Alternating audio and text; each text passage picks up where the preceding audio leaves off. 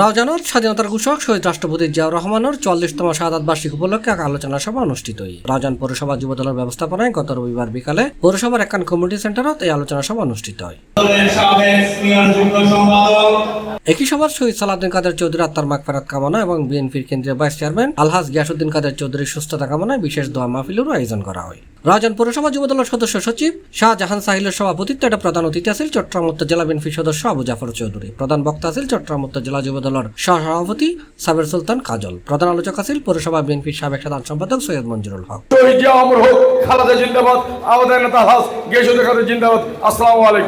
যদি স্বাধীনতা ঘোষণা না করতেন, আমরা যারা পাবলিক আছি আমরা এখানে ঝাঁপিয়ে পড়তাম না। ওনার অনুপ্রেরণায় সমস্ত সৈনিক সব স্বাধীনতা যুদ্ধে যোগদান করেছে। বাংলাদেশ জাতীয়তাবাদী দল করি আমাদের মূল কেন্দ্র হচ্ছে রাষ্ট্রপতি জিয়াউর রহমান। উত্তর জেলা ছাত্র দলের সহ সাধারণ সম্পাদক আরিফুল ইসলামের সঞ্চালনায় এর বিশেষ অতিথি আছিল চট্টগ্রাম উত্তর জেলা যুব দলের সহ সভাপতি মোজাম্মেল হক, পৌর বিএনপির সদস্য আবু বকর চৌধুরী, চট্টগ্রাম উত্তর জেলা যুব দলের সহ সাংগঠনিক সম্পাদক ইকবাল চৌধুরী, যোগাযোগ বিষয়ক সম্পাদক সৈয়দ মোহাম্মদ তহিদুল আলম, চট্টগ্রাম উত্তর জেলা ছাত্র দলের সাবেক সিনিয়র যুগ্ম সম্পাদক রাসেল খান, সহ সাধারণ সম্পাদক রিদওয়ানুল হক, উত্তর জেলা স্বেচ্ছাসেবক দলের সহ ক্রীড়া বিষয়ক সম্পাদক মোহাম্মদ আলী সুমন। সভাত অন্যান্য মাঝে উপস্থিত আছিল রাউজান পৌরসভা স্বেচ্ছাসেবক দলের নেতা জসিমউদ্দিন মিটু, দেলোয়ার যুবদল নেতা শহীদ চৌধুরী, জাহাঙ্গীর আলম, জসিমউদ্দিন, রাজাল করিম, আশিকুর রহমান ফয়েজ, জাভেদ হোসেন, লিমন চৌধুরী বাপ্পা সহ আরো অনেকেই। উনি বাংলাদেশের ইতিহাসে এক মহানায়ক।